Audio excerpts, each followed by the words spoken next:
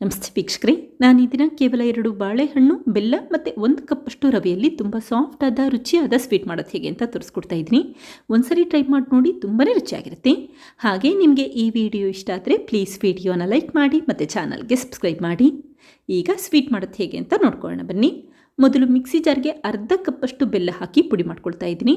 ಬೆಲ್ಲ ಪುಡಿ ಮಾಡಬೇಕಾದ್ರೆ ನೀರೇನು ಹಾಕ್ಲಿಕ್ಕೆ ಹೋಗಬೇಡಿ, ಹಾಗೆ ಪುಡಿ ಮಾಡಿಟ್ಕೊಳ್ಳಿ. ನಂತರ 2 ಟೇಬಲ್ ಸ್ಪೂನಷ್ಟು ಸೂರ್ಯಕಾಂತಿ ಎಣ್ಣೆ ಹಾಕ್ಕೊಳ್ತಾ ಇದ್ದೀನಿ. ಸೂರ್ಯಕಾಂತಿ ಎಣ್ಣೆ ಇಲ್ಲ ಅಂತಂದರೆ ಅಡುಗೆಗೆ ಯಾವ ಎಣ್ಣೆ ಉಪಯೋಗಿಸ್ತೀರಾ ಅದೇ ಎಣ್ಣೆ ಉಪಯೋಗಿಸಬಹುದು. ತೆಂಗಿನ ಎಣ್ಣೆ ಮತ್ತು ಎಳ್ಳೆಣ್ಣೆ ಉಪಯೋಗಿಸೋದು ಬೇಡ, ಅಷ್ಟೇ ಫ್ಲೇವರ್ ಇಲ್ಲದೇ ಇರುವಂಥ ಎಣ್ಣೆ ಉಪಯೋಗಿಸಿ. ಈಗ 3 ಟೇಬಲ್ ಸ್ಪೂನಷ್ಟು ತುಪ್ಪ ಹಾಕ್ಕೊಳ್ತಾ ಇದ್ದೀನಿ. ತುಪ್ಪ ಹಾಕೋದ್ರಿಂದ ಈ ಸ್ವೀಟ್ ತುಂಬಾ ರುಚಿಯಾಗಿರುತ್ತೆ ಮತ್ತು ಸಾಫ್ಟಾಗಿರುತ್ತೆ. ಕೇವಲ 3 ಚಮಚ ಅಷ್ಟೇ ತುಪ್ಪ ಉಪಯೋಗಿಸ್ಕೊಳ್ಳಿ. ನಂತರ 2 ಪುಟ್ಟ ಬಾಳೆಹಣ್ಣು ತೆಗೆದಿಟ್ಕೊಂಡಿದ್ದೀನಿ. ಪುಟ್ಟ ಬಾಳೆಹಣ್ಣು ಇಲ್ಲ ಅಂತಂದರೆ ಪಚ್ಚ ಬಾಳೆಹಣ್ಣು ಕೂಡ ಉಪಯೋಗಿಸಬಹುದು. ಪಚ್ಚ ಬಾಳೆಹಣ್ಣಾದರೆ ಕೇವಲ 1 ಬಾಳೆಹಣ್ಣು ಉಪಯೋಗಿಸಿದ್ರೆ ಸಾಕು. ಈಗ ಸಿಪ್ಪೆ ತೆಗೆದಿಟ್ಕೊಂಡು ಬಾಳೆಹಣ್ಣು ಕಟ್ ಮಾಡಿ ಮಿಕ್ಸಿ ಜಾರ್ಗೆ ಹಾಕ್ಕೊಳ್ತಾ ಇದ್ದೀನಿ. ಕೇವಲ 2 ಬಾಳೆಹಣ್ಣು ಉಪಯೋಗಿಸಿದ್ರೆ ಸಾಕು. ಈ ಸ್ವೀಟ್ ತುಂಬಾ ರುಚಿಯಾಗಿ ಬರುತ್ತೆ, ಅಂದರೆ ಬಾಳೆಹಣ್ಣಿನ ಫ್ಲೇವರ್ ತುಂಬ ಚೆನ್ನಾಗಿ ಬರ್ತಾ ಇರುತ್ತೆ. ಇದಕ್ಕೀಗ 1/4 ಕಪ್ಪಷ್ಟು ಮೊಸರು ಹಾಕಿ ಲಿಡ್ ಕ್ಲೋಸ್ ಮಾಡಿ ಒಂದ್ಸರಿ ನುಣ್ಣಗೆ ರುಬ್ಬಿಟ್ಕೊಂಡಿದ್ದೀನಿ. ಬಾಳೆಹಣ್ಣು ನುಣ್ಣಗಾಗಬೇಕು ಮತ್ತು ಬೆಲ್ಲ ಕೂಡ ಕರಗಬೇಕು, ಅಲ್ಲಿವರೆಗೂ ರುಬ್ಬಿಟ್ಕೊಳ್ಳಿ. ನಂತರ 1 ಕಪ್ಪಷ್ಟು ಸಣ್ಣ ರವೆ ಅಥವಾ ಚಿರೋಟಿ ರವೆ ಹಾಕ್ಕೊಳ್ತಾ ಇದ್ದೀನಿ. ಈ ರೀತಿ ಸಣ್ಣ ರವೆ ಇಲ್ಲ ಅಂತಂದರೆ ನೀವಿಲ್ಲಿ ದಪ್ಪ ರವೆ ಕೂಡ ಉಪಯೋಗಿಸಬಹುದು. ಈಗ 1 ಕಪ್ಪಷ್ಟು ರವೆ ಹಾಕಿದರೆ ಅದೇ ಕಪ್ಪಲ್ಲಿ 1/4 ಕಪ್ಗಿನ್ನ ಸ್ವಲ್ಪ ಜಾಸ್ತಿ ಪ್ರಮಾಣದಲ್ಲಿ ಮೈದಾ ಹಿಟ್ಟು ಹಾಕ್ಕೊಂಡಿದ್ದೀನಿ. ಹಾಗೆ 1/4 ಟೀ ಸ್ಪೂನಷ್ಟು ಏಲಕ್ಕಿ ಪುಡಿ ಹಾಕಿದರೆ 1/4 ಕಪ್ಪಷ್ಟು ಬಿಸಿ ಮಾಡಿ ತಣ್ಣಗಿರುವಂಥ ಹಾಲನ್ನು ಹಾಕ್ಕೊಂಡಿದ್ದೀನಿ. ನಂತರ ಲಿಡ್ ಕ್ಲೋಸ್ ಮಾಡಿ ಮತ್ತೆ ಇನ್ನೊಂದ್ಸರಿ ರುಬ್ಬಿಟ್ಕೊಳ್ಳಿ. ನೋಡಿ, ಈಗ ಮಿಶ್ರಣ ರೆಡಿಯಾಗಿದೆ. ಗಂಟುಗಳೇನೂ ಇರಬಾರ್ದು, ಆ ರೀತಿ ಒಂದ್ಸರಿ ರುಬ್ಬಿಟ್ಕೊಂಡ್ರೆ ಸಾಕು. ಹಾಗೆ ಈ ರುಬ್ಬಿರುವಂಥ ಮಿಶ್ರಣನ ಒಂದು ಬೌಲ್ಗೆ ಎತ್ತಿಟ್ಕೊಳ್ತಾ ಇದ್ದೀನಿ. ಈಗ ಲಿಡ್ ಕ್ಲೋಸ್ ಮಾಡಿ ಒಂದು 5 ನಿಮಿಷ ಹಾಗೆ ಇಟ್ಬಿಡಿ. ಆವಾಗ ಈ ರವೆ ಮಿಶ್ರಣ ಸಾಫ್ಟ್ ಆಗುತ್ತೆ ಮತ್ತು ಚೆನ್ನಾಗೂ ಕೂಡ ನೆಂದಿರುತ್ತೆ. ಕೇವಲ 5 ನಿಮಿಷ ನೆನೆಯಲಿಕ್ಕೆ ಹಾಗೆ ಇಟ್ಟರೆ ಸಾಕು. ಇದೇ ಸಮಯದಲ್ಲಿ 4 ಸ್ಟೀಲ್ ಬಟ್ಲುಗಳಿಗೆ ಸ್ವಲ್ಪ ತುಪ್ಪ ಹಾಕಿ ನೀಟಾಗಿ ಸ್ಪ್ರೆಡ್ ಮಾಡ್ಕೊಳ್ತಾ ಇದ್ದೀನಿ. ನೋಡಿ, ಎಡ್ಜಸ್ಗೂ ಕೂಡ ನೀಟಾಗಿ ಸ್ಪ್ರೆಡ್ ಮಾಡಿ ಇಟ್ಕೊಳ್ಳಿ, ಆವಾಗ ಸ್ವೀಟ್ ಅಂಟೋದಿಲ್ಲ. ಈಗ ಈ ಬಟ್ಲುಗಳನ್ನ ಹಾಗೆ ಎತ್ತಿಟ್ಕೊಂಡಿದ್ದೀನಿ. ಹಾಗೆ ಈ ಸ್ವೀಟ್ ಮಿಶ್ರಣ ಕೂಡ ಚೆನ್ನಾಗಿ ನೆಂದಿದೆ.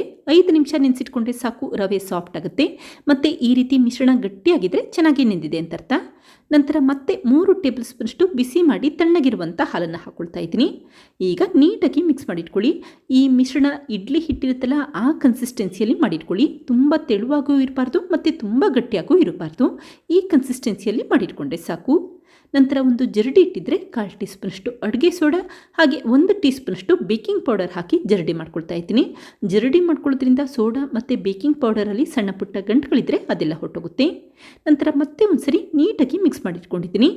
ಹಾಗೆ ಕೊನೆಯದಾಗಿ 1-2 ಟೇಬಲ್ ಸ್ಪೂನಷ್ಟು ಸಣ್ಣದಾಗಿ ಹೆಚ್ಚಿರುವಂಥ ಬಾದಾಮಿ ಹಾಕ್ಕೊಳ್ತಾ ಇದ್ದೀನಿ. ಬಾದಾಮಿ ಇಲ್ಲಿ ಆಪ್ಷನಲ್, ಸ್ವೀಟ್ ಇನ್ನೂ ರುಚಿಯಾಗಿರುತ್ತೆ ಅಂತಷ್ಟೇ ಉಪಯೋಗಿಸ್ಕೊಂಡಿದ್ದೀನಿ. ಬೇಕಿದ್ದರೆ ಉಪಯೋಗಿಸಿ, ಬೇಡ ಅಂತಂದರೆ ಹಾಕಲಿಲ್ಲ ಅಂದರೂ ಕೂಡ ನಡೆಯುತ್ತೆ. ಈಗ ನೋಡಿ, ಸ್ವೀಟ್ ಮಿಶ್ರಣ ರೆಡಿಯಾಗಿದೆ.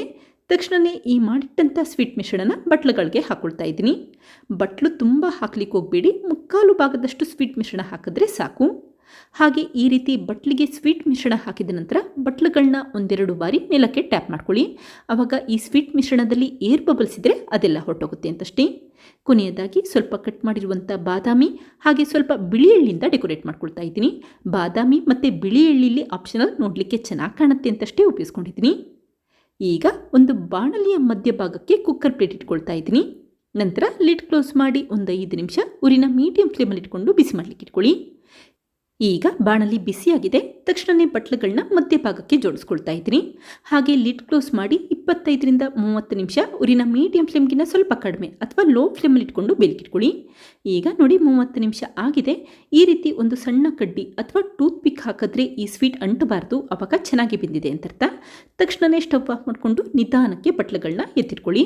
ಅಕಸ್ಮಾತ್ ಸ್ವೀಟ್ ಏನಾದರೂ ಈ ಕಡ್ಡಿಗೆ ಅಂಟ್ಕೊಳ್ತಾ ಇದೆ ಅನಿಸಿದ್ರೆ ಮತ್ತೆ ಒಂದು 5 ನಿಮಿಷ ಉರಿನ ಲೋ ಫ್ಲೇಮಲ್ಲಿ ಇಟ್ಕೊಂಡು ಬೇಲಿಕಿಟ್ಕೊಳ್ಳಿ. ಕಡ್ಡಿಗೆ ಸ್ವೀಟ್ ಅಂಟಬಾರ್ದು, ಆವಾಗಷ್ಟೇ ಚೆನ್ನಾಗಿ ಬೆಂದಿದೆ ಅಂತ ಅರ್ಥ. ನಂತರಷ್ಟೇ ಬಟ್ಲುಗಳನ್ನ ಹೊರಗಡೆ ಎತ್ತಿಟ್ಕೊಳ್ಳಿ. ಈಗ ಈ ಸ್ವೀಟ್ನ ತಣ್ಣಗಾಗಲಿಕ್ಕೆ ಹಾಗೆ ಇಟ್ಟಿದ್ದೀನಿ. ಯಾವಾಗ ಸ್ವೀಟ್ ಚೆನ್ನಾಗಿ ತಣ್ಣಗಾಗಿರುತ್ತೆ ಆವಾಗ ಚಾಕುವಲ್ಲಿ ನಿಧಾನಕ್ಕೆ ಎಡ್ಜಸ್ನ ಬಿಡಿಸಿಟ್ಕೊಳ್ಳಿ.